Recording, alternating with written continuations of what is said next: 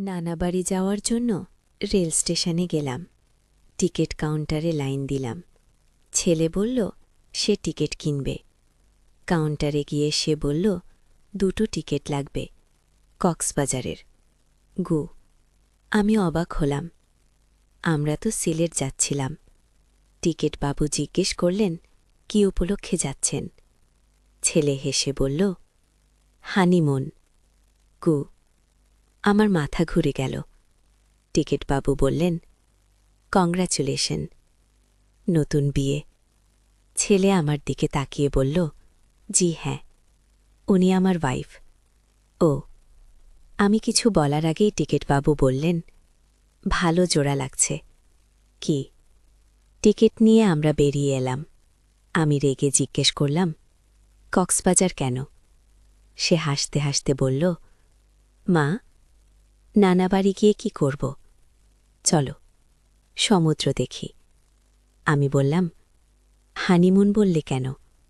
সে আমার হাত ধরে বলল কারণ আমি চাই এটা সত্যি হোক।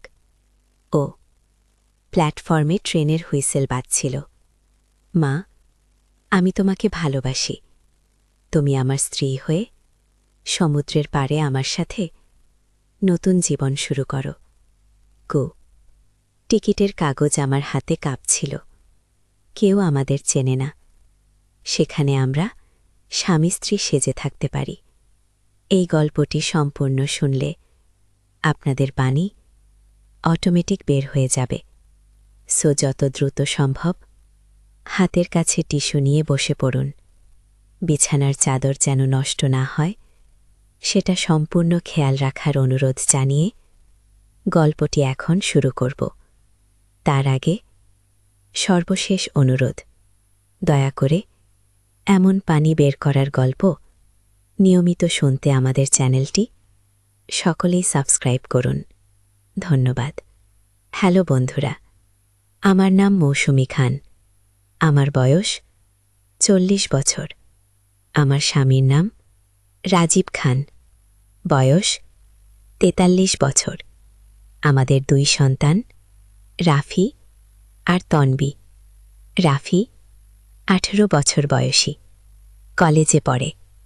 তনবি 10 বছর বয়সী, স্কুলে যায়।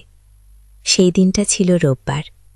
স্বামী রাজীব অফিসের জরুরি কাজে ঢাকা গেছেন 3 দিনের জন্য। ছোট মেয়ে তনবি তার দাদির বাড়ি গেছে বেড়াতে। ঘরে শুধু আমি আর রাফি।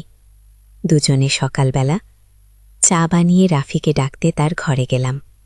দেখি সে এখনো ঘুমিয়ে আছে।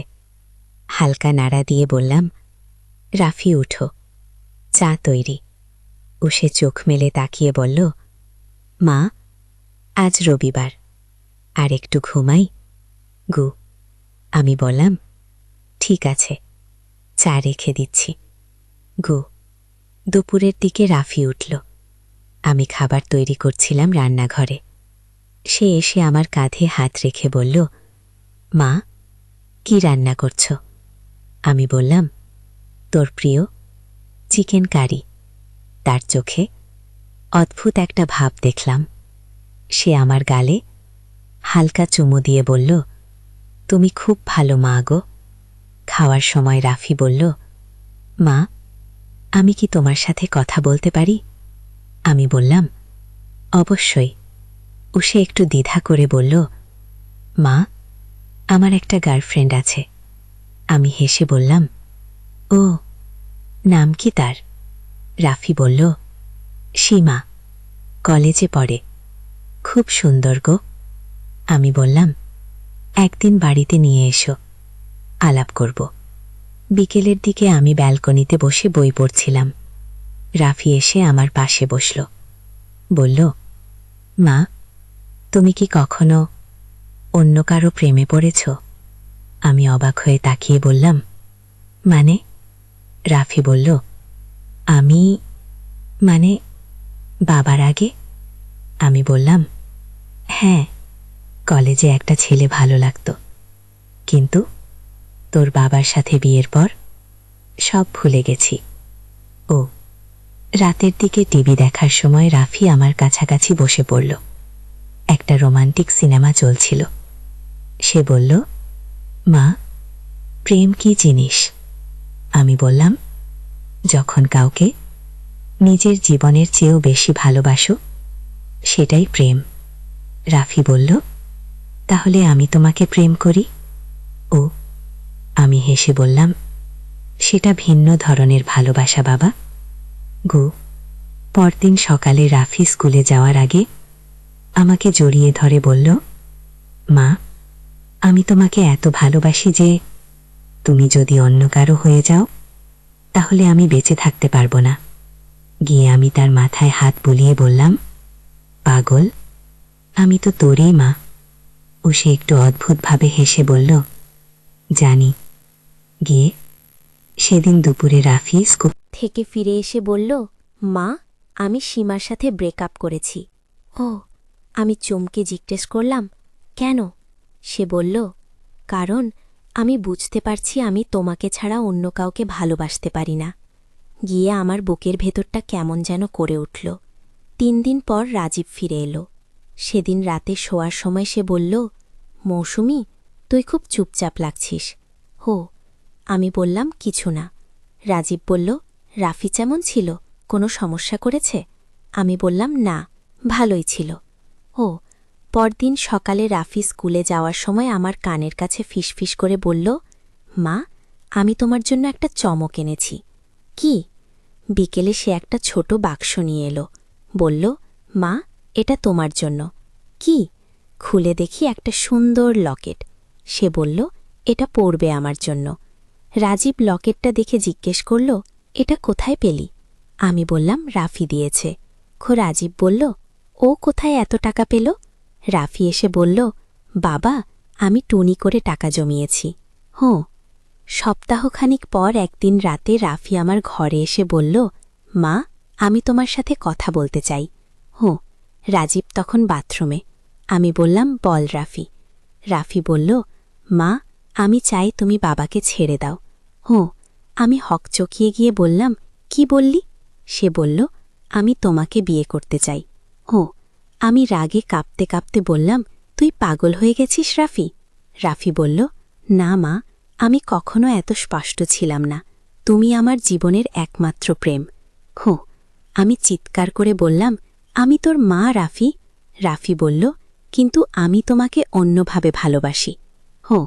ঠিক তখনই রাজীব বাথরুম থেকে বের হয়ে এসে জিজ্ঞেস করল, কি হলো, চিৎকার কেন? আমি বললাম, কিছু না। রাফি নিজের ঘরে চলে গেল। পরদিন থেকে রাফির আচরণ আরও অদ্ভুত হয়ে গেল। সে আমার পিছু পিছু ঘুরতে লাগল। রান্নাঘরে গেলে এসে দাঁড়াত। আমার সামনে বসে অদ্ভুত চোখে তাকিয়ে থাকত। একদিন রাজীব অফিসে গেলে রাফি আমার কাছে এসে বলল, মা, আমি জানি তুমি আমাকে ভুল বুঝছ, কিন্তু আমার ভালোবাসা সত্যি।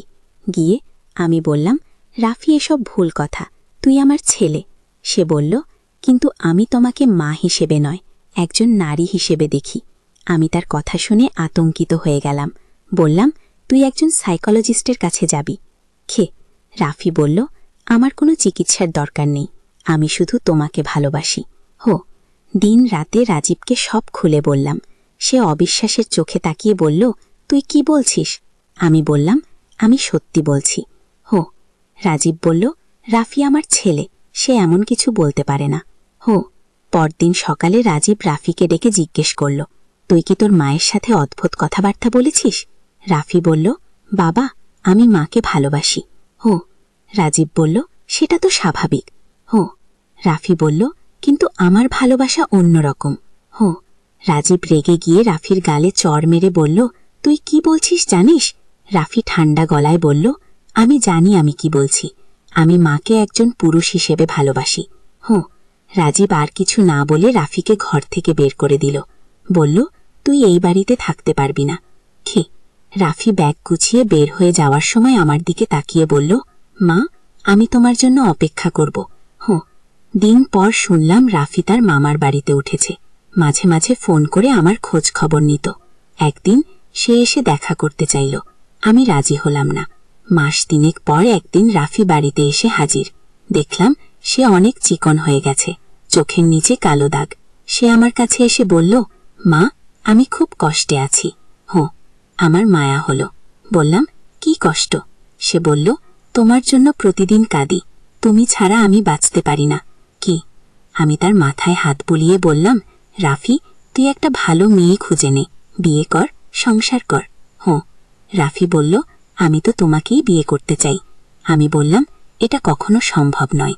গো, হঠাৎ করে রাফি আমার হাত ধরে বলল, মা, আমরা কোথাও চলে যাই যেখানে কেউ আমাদের চেনে না, সেখানে আমরা স্বামী স্ত্রী সেজে থাকব। আমি হাত ছাড়িয়ে নিয়ে বললাম, তুই সত্যি পাগল হয়ে গেছিস গো। রাফি কেঁদে ফেলল, বলল, মা, আমি তোমাকে কতটুকু ভালোবাসি জানো? তোমার জন্য আমি যে কোনো পাপ করতে পারি। কি? আমি ভয় পেয়ে গেলাম তার কথা শুনে। সেদিন রাতে আমি আর রাজীব অনেক কথা বললাম। রাজীব বলল, রাফিকে একজন সাইকিয়াট্রিস্টের কাছে নিয়ে যেতে হবে। আমি বললাম, সে রাজি হবে না। রাজীব বলল, জোর করে হলেও নিয়ে যেতে হবে। পরদিন আমরা রাফিকে ডাক্তারের কাছে নিয়ে গেলাম। ডাক্তার রাফির সাথে একা কথা বললেন। পরে আমাদের বললেন, এটা একটা জটিল মানসিক সমস্যা, চিকিৎসা করতে হবে। উফ, রাফি চিকিৎসা নিতে রাজি হল না। সে বলল, আমার কোনো সমস্যা নেই, আমি শুধু মাকে ভালোবাসি। ডাক্তার বললেন, এই ধরনের ভালোবাসা স্বাভাবিক নয়। মাস 6 চিকিৎসার পর রাফি কিছুটা সুস্থ হল, কিন্তু পুরোপুরি সুস্থ হতে আরও সময় লাগবে। ডাক্তার বললেন, তাকে বাড়িতে রাখা নিরাপদ নয়। আমরা রাফিকে একটা হোস্টেলে ভর্তি করিয়ে দিলাম। সেখানে থেকে সে পড়াশোনা করবে আর চিকিৎসা নেবে। বিদায়ের সময় সে আমার দিকে তাকিয়ে বলল, মা, একদিন আমি সুস্থ হয়ে তোমার কাছে ফিরে আসব। এখন 2 বছর হয়ে গেছে। রাফি অনেক ভালো আছে। সে এখন স্বাভাবিক জীবনযাত্রায় ফিরে এসেছে। এমনকি একটা মেয়ের সাথে তার বন্ধুত্ব হয়েছে। মাঝে মাঝে বাড়িতে আসে, কিন্তু এখন সব স্বাভাবিক। আমি বুঝতে পেরেছিলাম যে রাফির সমস্যাটা ছিল অস্থায়ী। বয়ঃসন্ধিকালে অনেক ছেলেমেয়েরই এমন বিভ্রান্তি হয়, কিন্তু সঠিক চিকিৎসা আর ভালোবাসা দিয়ে সব সমস্যার সমাধান হয়। কিন্তু এই গল্পের আরও অনেক রহস্য আছে, যা আমি এখনও বলিনি। রাফি সুস্থ হওয়ার পেছনে একটা বিশেষ ঘটনা আছে। হোস্টেলে থাকার 3য় মাসে রাফি একদিন আমাকে ফোন করে বলল, মা, আমি একটা অদ্ভুত স্বপ্ন দেখেছি। কি? আমি জিজ্ঞেস করলাম, কি স্বপ্ন? সে বলল, দেখলাম একটা সাদা কাপড় পরা মহিলা আমার কাছে এসে বললেন, তুমি ভুল পথে আছো। তারপর আমার মাথায় হাত দিলেন। সাথে সাথে আমার মনের সব অন্ধকার দূর হয়ে গেল। উফ, আমি প্রথমে ভাবলাম এটা তার মানসিক অসুস্থতার কারণে, কিন্তু সেদিন থেকে রাফির আচরণে ব্যাপক পরিবর্তন আসতে লাগল। সে নিয়মিত নামাজ পড়তে শুরু করল, যা আগে কখনো করত না। 1 মাস পর রাফি বাড়িতে এসে আমাকে বলল, মা, আমি বুঝতে পেরেছি আমার সমস্যাটা কি ছিল। আমি জিজ্ঞেস করলাম, কি? সে বলল, আমার মনে শয়তানের প্রভাব ছিল। আমি একজন আল্লাভীরু মানুষ হতে চাই। উফ, রাজীব প্রথমে বিশ্বাস করেনি, বলল, এসব কুসংস্কার। কিন্তু রাফির পরিবর্তন দেখে সবাই অবাক হয়ে গেল। সে পড়াশোনায় মনোযোগী হল, বন্ধুদের সাথে ভালো আচরণ করতে লাগল। তখন আমার মনে পড়ল আমার দাদিমার কথা। তিনি সবসময় বলতেন, মানুষের মনে অশুভ শক্তি প্রবেশ করলে সে অস্বাভাবিক আচরণ করে। কি? আমি কখনো বিশ্বাস করতাম না, কিন্তু রাফির ক্ষেত্রে দেখলাম এটা সত্যি। হোস্টেলে থাকার 6ষ্ঠ মাসে রাফি আমাকে বলল তার একটা বন্ধু আছে, নাম সাইফ। সাইফ নাকি খুব ধার্মিক। সে রাফিকে ইসলামিক বই পড়তে দিয়েছে। রাফি বলল, মা, এই বইগুলো পড়ে আমার মন পরিষ্কার হয়ে গেছে। কি? আমি কৌতূহলী হয়ে জিজ্ঞেস করলাম, কি ধরনের বই? রাফি বলল, তওবার গুরুত্ব, পাপ থেকে মুক্তির উপায়, এসব নিয়ে। কি? আমি বুঝতে পেরেছিলাম রাফি সত্যিকারের পরিবর্তনের পথে। সাইফের সাথে একদিন আমার আলাপ হল। চমৎকার ছেলে, খুবই ভদ্র। সে বলল, আন্টি, রাফি ভাই এখন অনেক ভালো। উনি নিয়মিত ইবাদত করেন, 5 ওয়াক্ত নামাজ পড়েন। আমি খুশি হলাম। 8ম মাসে রাফি বাড়িতে এসে আমাকে বলল, মা, আমি তোমার কাছে ক্ষমা চাই। আমি যা করেছি, যা বলেছি সব ভুল। তার চোখে অস্ত্র ছিল। আমি তাকে বুকে টেনে নিলাম। রাফি বলল, মা, আমি এখন বুঝি একজন মা কতটা পবিত্র। আমি তোমার সম্মান নষ্ট করেছি কোয়া। আমি বললাম, তুই এখন ভালো হয়ে গেছিস, এটাই যথেষ্ট। নবম মাসে রাফি একটা মেয়ের কথা বলল, নাম রিনা। হোস্টেলের কাছের একটা কলেজে পড়ে। রাফি বলল, মা, ও খুব ভালো মেয়ে, পর্দা করে, নামাজ পড়ে। আমি খুশি হলাম। রিনার সাথে আমার পরিচয় হল। সত্যিই ভালো মেয়ে, তার পরিবারও ধার্মিক। আমি রাজীবকে বললাম, রাফির বিয়ের কথা ভাবা যায়। ও রাজীব বলল, এত তাড়াতাড়ি? আমি বললাম, ভালো মেয়ে পেলে দেরি করা ঠিক না গো। 10 মাস পর রাফি আর রিনার বাগদান হল। অনুষ্ঠানটা খুব সুন্দর হয়েছিল। রাফি সেদিন আমার পা ছুঁয়ে বলল, মা, তোমার দোয়ায় আমি আজ এখানে। খুশ। বিয়ের আগে একদিন রাফি আমাকে বলল, মা, আমি তোমাকে একটা কথা বলি। আমি বললাম, বল। সে বলল, আমি স্বপ্নে সেই সাদা কাপড়ের মহিলাকে আবার দেখেছি। তিনি বলেছেন, তুমি এখন সত্যিকারের মানুষ হয়েছ। আমি জিজ্ঞেস করলাম, তুই কি জানিস সেই মহিলা কে ছিলেন? রাফি বলল, আমার মনে হয় তিনি কোনো ফেরেশতা ছিলেন। আল্লাহ তাকে পাঠিয়েছিলেন আমাকে সঠিক পথ দেখাতে। বিয়ের দিন অনেক আত্মীয় স্বজন এসেছিল। সবাই রাফির পরিবর্তন দেখে অবাক। আমার চোখে পানি এসে গেল খুশিতে। বিয়ের পর রাফি আর রিনা আমাদের বাড়ির কাছেই একটা ফ্ল্যাটে থাকতে লাগল। রাফি প্রতিদিন আমার খবর নিত, কিন্তু সব স্বাভাবিক পদ্ধতিতে। 1 বছর পর রিনা মা হল, একটা সুন্দর মেয়ে। রাফি তার নাম রাখল নূর, মানে আলো। সে বলল, মা, এই বাচ্চা আমার জীবনে আলো এনেছে। নূর যখন 6 মাস বয়সে, তখন একদিন রাফি আমাকে বলল, মা, আমি একটা ব্যবসা শুরু করতে চাই। জিজ্ঞেস করলাম, কি ব্যবসা? সে বলল, ইসলামিক বই আর তসবি টুপির দোকান। রাজীব প্রথমে একটু চিন্তা করল, পরে বলল, ভালো আইডিয়া, আমি সাহায্য করব। রাফির দোকান খুব ভালো চলতে লাগল। 2 বছর পর রিনা আবার মা হল, এবার একটা ছেলে। রাফি তার নাম রাখল হিদায়েত, মানে সঠিক পথ। সে বলল, মা, আল্লাহ আমাকে হিদায়েত দিয়েছেন, তাই আমার ছেলের নাম হিদায়েত। এখন রাফির বয়স 22 বছর। সে একজন সফল ব্যবসায়ী। তার দোকানে অনেক গ্রাহক আসে। সবাই তার সততার জন্য প্রশংসা করে। মাঝে মাঝে রাফি আমাকে বলে, মা, আমার অতীতটা ভুলে যেতে পারি না, কিন্তু আমি কৃতজ্ঞ যে আল্লাহ আমাকে সঠিক পথ দেখিয়েছেন। আমি তাকে বলি, অতীত নিয়ে দুঃখ করার দরকার নেই, তুই এখন ভালো আছিস, এটাই গুরুত্বপূর্ণ। রাফির ছোট বোন তনবি এখন 14 বছর বয়সী। সে তার ভাইয়ের পরিবর্তন দেখে গর্বিত। একদিন আমাকে বলল, মা, রাফি ভাই এখন খুব ভালো, আমি তাকে নিয়ে গর্বিত। গত মাসে রাফির দোকানে একটা অনুষ্ঠান হয়েছিল। স্থানীয় মসজিদের ইমাম সাহেব এসেছিলেন। তিনি রাফির প্রশংসা করে বললেন, রাফি একজন আদর্শ যুবক, সবার উচিত তার মতো হওয়া।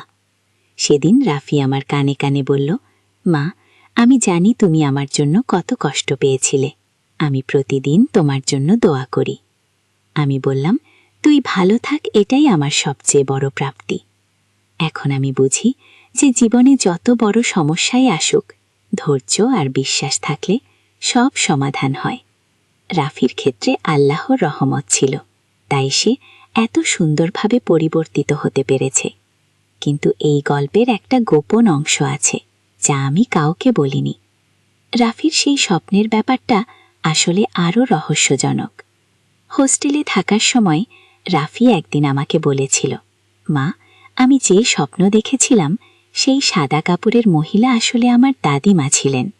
আমি অবাক হয়ে জিজ্ঞেস করলাম, তুই কিভাবে জানলি?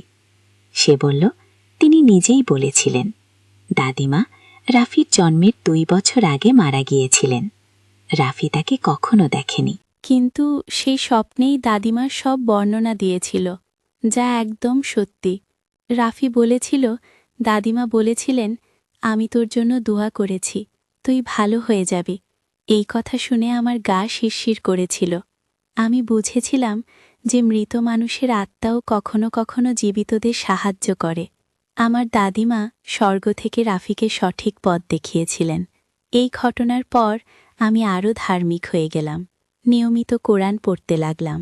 রাজীবও অনেক পরিবর্তিত হয়েছে। আজকাল যখন পরিবারের সবাই একসাথে বসি, মনে হয় আমরা কত সুখী। রাফির 2 সন্তান আমার কোলে খেলে। রিনা আমাকে মা বলে ডাকে। তনবি পড়াশোনায় ভালো ফলাফল করছে। রাজীব মাঝে মাঝে বলে, আল্লাহর রহমতে আমাদের পরিবারে শান্তি ফিরে এসেছে।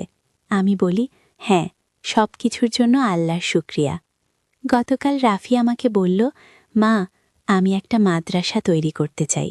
আমি জিজ্ঞেস করলাম, কেন? সে বলল, যাতে অন্য ছেলেমেয়েরা সঠিক শিক্ষা পায়, আমার মতো যেন কেউ ভুল পথে না যায়। এই শুনে আমার চোখে পানি এসে গেল। আমি ভাবলাম, আল্লাহ রাফিকে কত সুন্দর একটা মন দিয়েছেন। আমি এই গল্প বলার কারণ হচ্ছে সবাইকে জানানো যে জীবনে যত বড় সমস্যাই আসুক, হতাশ হওয়ার কিছু নেই।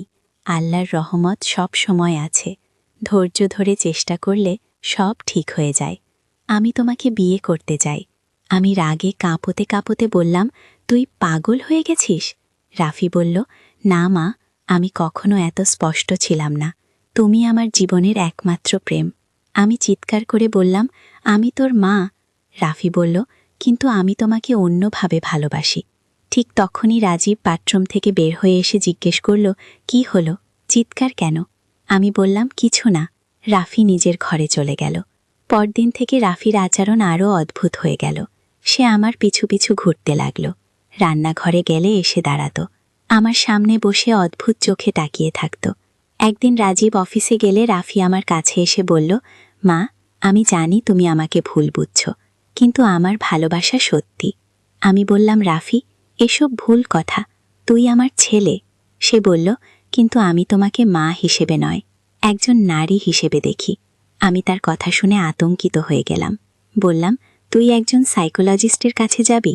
রাফি বলল, আমার কোনো চিকিৎসার দরকার নেই, আমি শুধু তোমাকে ভালোবাসি। ওদিন রাতে রাজীবকে সব খুলে বললাম। সে অবিশ্বাসের চোখে তাকিয়ে বলল, তুই কি বলছিস? আমি বললাম, আমি সত্যি বলছি। রাজীব বলল, রাফি আমার ছেলে, সে এমন কিছু বলতে পারে না। পরদিন সকালে রাজীব রাফিকে ডেকে জিজ্ঞেস করল, তুই কি তোর মায়ের সাথে অদ্ভুত কথাবার্তা বলেছিস? রাফি বলল, বাবা, আমি মাকে ভালোবাসি। রাজীব বলল, সেটা তো স্বাভাবিক। রাফি বলল, কিন্তু আমার ভালোবাসা অন্য রকম। রাজীব রেগে গিয়ে রাফির গালে চড় মেরে বলল, তুই কি বলছিস জানিস? রাফি ঠান্ডা গলায় বলল, আমি জানি আমি কি বলছি। আমি মাকে একজন পুরুষ হিসেবে ভালোবাসি। রাজীব আর কিছু না বলে রাফিকে ঘর থেকে বের করে দিল। বলল, তুই এই বাড়িতে থাকতে পারবি না। রাফি ব্যাগ গুছিয়ে বের হয়ে যাওয়ার সময় আমার দিকে তাকিয়ে বলল, মা, আমি তোমার জন্য অপেক্ষা করব। ওদিন পর শুনলাম রাফি তার মামার বাড়িতে উঠেছে। মাঝে মাঝে ফোন করে আমার খোঁজ খবর নিত। একদিন সে এসে দেখা করতে চাইল। আমি রাজি হলাম না। মাস দিনেক পর একদিন রাফি বাড়িতে এসে হাজির। দেখলাম সে অনেক চিকন হয়ে গেছে, চোখের নিচে কালো দাগ। সে আমার কাছে এসে বলল, মা, আমি খুব কষ্টে আছি, আমার মায়া হলো। বললাম, কি কষ্ট? সে বলল, তোমার জন্য প্রতিদিন কাঁদি, তুমি ছাড়া আমি বাঁচতে পারি না। আমি তার মাথায় হাত বুলিয়ে বললাম, রাফি, তুই একটা ভালো মেয়ে খুঁজে নে, বিয়ে কর, সংসার কর। ও রাফি বলল, আমি তো তোমাকেই বিয়ে করতে চাই। আমি বললাম, এটা কখনো সম্ভব নয় গো। হঠাৎ করে রাফি আমার হাত ধরে বলল, মা, আমরা কোথাও চলে যাই, যেখানে কেউ আমাদের চেনে না, সেখানে আমরা স্বামী স্ত্রী সেজে থাকব। আমি হাত ছাড়িয়ে নিয়ে বললাম, তুই সত্যিই পাগল হয়ে গেছিস গো। রাফি কেঁদে ফেলল। বলল, মা, আমি তোমাকে কতটুকু ভালোবাসি জানো? তোমার জন্য আমি যে কোনো পাপ করতে পারি। কি আমি ভয় পেয়ে গেলাম তার কথা শুনে। সেদিন রাতে আমি আর রাজীব অনেক কথা বললাম। রাজীব বলল, রাফিকে একজন সাইকিয়াট্রিস্টের কাছে নিয়ে যেতে হবে। আমি বললাম, সে রাজি হবে না। রাজীব বলল, জোর করে হলেও নিয়ে যেতে হবে। পরদিন আমরা রাফিকে ডাক্তারের কাছে নিয়ে গেলাম। ডাক্তার রাফির সাথে একা কথা বললেন। পরে আমাদের বললেন, এটা একটা জটিল মানসিক সমস্যা, চিকিৎসা করতে হবে। রাফি চিকিৎসা নিতে রাজি হল না।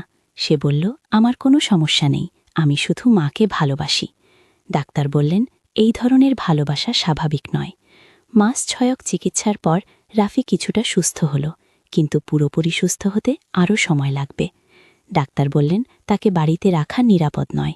আমরা রাফিকে একটা হোস্টেলে ভর্তি করিয়ে দিলাম। সেখানে থেকে সে পড়াশোনা করবে আর চিকিৎসা নিবে। বিদায়ের সময় সে আমার দিকে তাকিয়ে বলল, মা, একদিন আমি সুস্থ হয়ে তোমার কাছে ফিরে আসব। এখন 2 বছর হয়ে গেছে। রাফি অনেক ভালো আছে। সে এখন স্বাভাবিক জীবনযাত্রায় ফিরে এসেছে। এমনকি একটা মেয়ের সাথে তার বন্ধুত্ব হয়েছে। মাঝে মাঝে বাড়িতে আসে, কিন্তু এখন সব স্বাভাবিক। আমি বুঝতে পেরেছিলাম যে রাফির সমস্যাটা ছিল অস্থায়ী। বয়ঃসন্ধিকালে অনেক ছেলেমেয়েরই এমন বিভ্রান্তি হয়, কিন্তু সঠিক চিকিৎসা আর ভালোবাসা দিয়ে সব সমস্যার সমাধান হয়। কিন্তু এই গল্পের আরও অনেক রহস্য আছে, যা আমি এখনও বলিনি। রাফি সুস্থ হওয়ার পেছনে একটা বিশেষ ঘটনা আছে। হোস্টেলে থাকার 3য় মাসে রাফি একদিন আমাকে ফোন করে বলল, মা, আমি একটা অদ্ভুত স্বপ্ন দেখেছি। আমি জিজ্ঞেস করলাম, কি স্বপ্ন? সে বলল, দেখলাম একটা সাদা কাপড় পরা মহিলা আমার কাছে এসে বললেন, তুমি ভুল পথে আছো। তারপর আমার মাথায় হাত দিলেন। সাথে সাথে আমার মনের সব অন্ধকার দূর হয়ে গেল। আমি প্রথমে ভাবলাম এটা তার মানসিক অসুস্থতার কারণে, কিন্তু সেদিন থেকে রাফির আচরণে ব্যাপক পরিবর্তন আসতে লাগল। সে নিয়মিত নামাজ পড়তে শুরু করল, যা আগে কখনো করত না। 1 মাস পর রাফি বাড়িতে এসে আমাকে বলল, মা, আমি বুঝতে পেরেছি আমার সমস্যাটা কী ছিল। আমি জিজ্ঞেস করলাম, কি? সে বলল, আমার মনে শয়তানের প্রভাব ছিল। আমি একজন আল্লাহ বিরোহী মানুষ হতে চাই। রাজীব প্রথমে বিশ্বাস করেনি, বলল এসব কুসংস্কার। কিন্তু রাফির পরিবর্তন দেখে সবাই অবাক হয়ে গেল। সে পড়াশোনায় মনোযোগী হলো, বন্ধুদের সাথে ভালো আচরণ করতে লাগল। তখন আমার মনে পড়ল আমার দাদিমার কথা। তিনি সবসময় বলতেন, মানুষের মনে অসুখ শক্তি প্রবেশ করলে সে অস্বাভাবিক আচরণ করে। কি আমি কখনো বিশ্বাস করতাম না, কিন্তু রাফির ক্ষেত্রে দেখলাম এটা সত্যি। হোস্টেলে থাকার 6ষ্ঠ মাসে রাফি আমাকে বলল, তার একটা বন্ধু আছে, নাম সাইফ। সাইফ নাকি খুব ধার্মিক। সে রাফিকে ইসলামিক বই পড়তে দিয়েছে। রাফি বলল, মা, এই বইগুলো পড়ে আমার মন পরিষ্কার হয়ে গেছে। আমি কৌতূহলী হয়ে জিজ্ঞেস করলাম, কি ধরনের বই?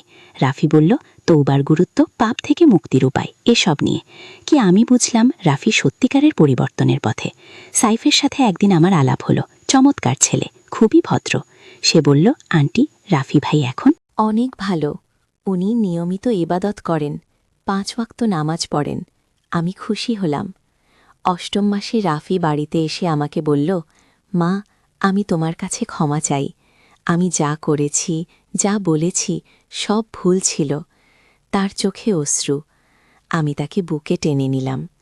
রাফি বলল, মা, আমি এখন বুঝি একজন মা কতটা পবিত্র। আমি তোমার সম্মান নষ্ট করেছি। কুয়া, আমি বললাম, তুই এখন ভালো হয়ে গেছিস, এটাই যথেষ্ট। 9ম মাসে রাফি একটা মেয়ের কথা বলল, নাম রিনা। হোস্টেলের কাছের একটা কলেজে পড়ে। রাফি বলল, মা, ও খুব ভালো মেয়ে, পর্দা করে, নামাজ পড়ে। আমি খুশি হলাম। রিনার সাথে আমার পরিচয় হলো। সত্যি ভালো মেয়ে, তার পরিবারও ধার্মিক। আমি রাজীবকে বললাম, রাফির বিয়ের কথা ভাবা যায়। ও রাজীব বলল, এত তাড়াতাড়ি? আমি বললাম, ভালো মেয়ে পেলে দেরি করা ঠিক না গো। 10 মাস পর রাফি আর রিনার বাগদান হল। অনুষ্ঠানটা খুব সুন্দর হয়েছিল। রাফি সেদিন আমার পা ছুঁলে বলল, মা, তোমার দোয়ায় আমি আজ এখানে। কুয়া, বিয়ের আগে একদিন রাফি আমাকে বলল, মা, আমি তোমাকে একটা কথা বলি। আমি বললাম, বল। ও, সে বলল, আমি স্বপ্নে সেই সাদা কাপড়ের মহিলাকে আবার দেখেছি। তিনি বলেছেন, তুমি এখন সত্যিকারের মানুষ হয়েছ। আমি জিজ্ঞেস করলাম, তুই কি জানিস সেই মহিলা কে ছিলেন? রাফি বলল, আমার মনে হয় তিনি কোনো ফেরেশতা ছিলেন। আল্লাহ তাকে পাঠিয়েছিলেন আমাকে সঠিক পথ দেখাতে। কুয়া, বিয়ের দিন অনেক আত্মীয় স্বজন এসেছিল। সবাই রাফির পরিবর্তন দেখে অবাক। আমার চোখে পানি এসে গেল খুশিতে। বিয়ের পর রাফি আর রিনা আমাদের বাড়ির কাছেই একটা ফ্ল্যাটে থাকতে লাগল। রাফি প্রতিদিন আমার খবর নিত, কিন্তু সব স্বাভাবিক পদ্ধতিতে। 1 বছর পর রিনা মা হল, একটা সুন্দর মেয়ে। রাফি তার নাম রাখল নূর, মানে আলো। সে বলল, মা, এই বাচ্চা আমার জীবনে আলো এনেছে। কুয়া, নূর যখন 6 মাস বয়সী, তখন একদিন রাফি আমাকে বলল, মা, আমি একটা ব্যবসা শুরু করতে চাই। ও, আমি জিজ্ঞেস করলাম কি ব্যবসা। সে বলল ইসলামিক বই আর তসবি টুপির দোকান। ও রাজীব প্রথমে একটু চিন্তা করল, পরে বলল ভালো আইডিয়া, আমি সাহায্য করব। কুয়া, রাফির দোকান খুব ভালো চলতে লাগল। 2 বছর পর রিনা আবার মা হল, এবার একটা ছেলে। রাফি তার নাম রাখল হিদায়ত, মানে সঠিক পথ। সে বলল, মা, আল্লাহ আমাকে হিদায়ত দিয়েছেন, তাই আমার ছেলের নাম হিদায়ত। এখন রাফির বয়স 22 বছর। সে একজন সফল ব্যবসায়ী। তার দোকানে অনেক গ্রাহক আসে। সবাই তার সততার জন্য প্রশংসা করে। মাঝে মাঝে রাফি আমাকে বলে, মা, আমার অতীতটা ভুলে যেতে পারি না, কিন্তু আমি কৃতজ্ঞ যে আল্লাহ আমাকে সঠিক পথ দেখিয়েছেন। কুয়া, আমি তাকে বলি, অতীত নিয়ে দুঃখ করার দরকার নেই, তুই এখন ভালো আছিস, এটাই গুরুত্বপূর্ণ। রাফির ছোট বোন তনবি এখন 14 বছর বয়সী। সে তার ভাইয়ের পরিবর্তন দেখে গর্বিত। একদিন আমাকে বলল, মা, রাফি ভাই এখন খুব ভালো, আমি তাকে নিয়ে গর্বিত। গত মাসে রাফির দোকানে একটা অনুষ্ঠান হয়েছিল। স্থানীয় মসজিদের ইমাম সাহেব এসেছিলেন। তিনি রাফির প্রশংসা করে বললেন, রাফি একজন আদর্শ যুবক, সবার উচিত তার মতো হওয়া। সেদিন রাফি আমার কানে কানে বলল, মা, আমি জানি তুমি আমার জন্য কত কষ্ট পেয়েছিলে, আমি প্রতিদিন তোমার জন্য দোয়া করি। কুয়া, আমি বললাম, তুই ভালো থাক, এটাই আমার সবচেয়ে বড় প্রাপ্তি। কুয়া, এখন আমি বুঝি যে জীবনে যত বড় সমস্যাই আসুক, ধৈর্য আর বিশ্বাস থাকলে সব সমাধান হয়। রাফির ক্ষেত্রে আল্লাহর রহমত ছিল, তাই সে এত সুন্দরভাবে পরিবর্তিত হতে পেরেছে। কিন্তু এই গল্পের একটা গোপন অংশ আছে, যা আমি কাউকে বলিনি। রাফির সেই স্বপ্নের ব্যাপারটা আসলে আরও রহস্যজনক। হোস্টেলে থাকার সময় রাফি একদিন আমাকে বলেছিল, মা, আমি যে স্বপ্ন দেখেছিলাম সেই সাদা কাপড়ের মহিলা আসলে আমার দাদিমা। ধৈর্য আর বিশ্বাস থাকলে সব সমাধান হয়। রাফির ক্ষেত্রে আল্লাহর রহমত ছিল, তাই সে এত সুন্দরভাবে পরিবর্তিত হতে পেরেছে। কিন্তু এই গল্পের একটা গোপন অংশ আছে, যা আমি কাউকে বলিনি। রাফির সেই স্বপ্নের ব্যাপারটা আসলে আরও রহস্যজনক। হোস্টেলে থাকার সময় রাফি একদিন আমাকে বলেছিল, মা, আমি যে স্বপ্ন দেখেছিলাম সেই সাদা কাপড়ের মহিলা আসলে আমার দাদিমা ছিলেন। আমি অবাক হয়ে জিজ্ঞেস করলাম, তুই কিভাবে জানলি? সে বলল, তিনি নিজেই বলেছিলেন। ও আমার দাদিমা রাফির জন্মের 2 বছর আগে মারা গিয়েছিলেন। রাফি তাকে কখনো দেখেনি, কিন্তু সে স্বপ্নে দাদিমার সব বর্ণনা দিয়েছিল, যা একদম সত্যি। রাফি বলেছিল, দাদিমা বলেছিলেন, আমি তোর জন্য দোয়া করেছি, তুই ভালো হয়ে যাবি। এই কথা শুনে আমার গা শিরশির করেছিল। আমি বুঝেছিলাম যে মৃত মানুষের আত্মাও কখনো কখনো জীবিতদের সাহায্য করে। আমার দাদিমা স্বর্গ থেকে রাফিকে সঠিক পথ দেখিয়েছিলেন। এই ঘটনার পর আমি আরও ধার্মিক হয়ে গেলাম, নিয়মিত কোরআন পড়তে লাগলাম। রাজীবও অনেক পরিবর্তিত হয়েছে। আজকাল যখন পরিবারের সবাই একসাথে বসি, মনে হয় আমরা কত সুখী।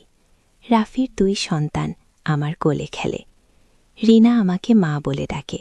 তনবি পড়াশোনায় ভালো ফলাফল করছে। রাজীব মাঝে মাঝে বলে, আল্লাহর রহমতে আমাদের পরিবারে শান্তি ফিরে এসেছে। আমি বলি, হ্যাঁ, সব কিছুর জন্য আল্লাহর শুকরিয়া। গতকাল রাফি আমাকে বলল, মা, আমি একটা মাদ্রাসা তৈরি করতে চাই। আমি জিজ্ঞেস করলাম, কেন? সে বলল, যাতে অন্য ছেলেমেয়েরা সঠিক শিক্ষা পায়, আমার মতো যেন কেউ ভুল পথে না যায়। শুনে আমার চোখে পানি এসে গেল। আমি ভাবলাম, আল্লাহ রাফিকে কত সুন্দর একটা মন দিয়েছে। আমি এই গল্প বলার কারণ হচ্ছে সবাইকে জানানো যে জীবনে যত বড় সমস্যাই আসুক, হতাশ হওয়ার কিছু নেই। আল্লাহর রহমত সব সময় আছে। ধৈর্য ধরে চেষ্টা করলে সব ঠিক হয়ে যায়।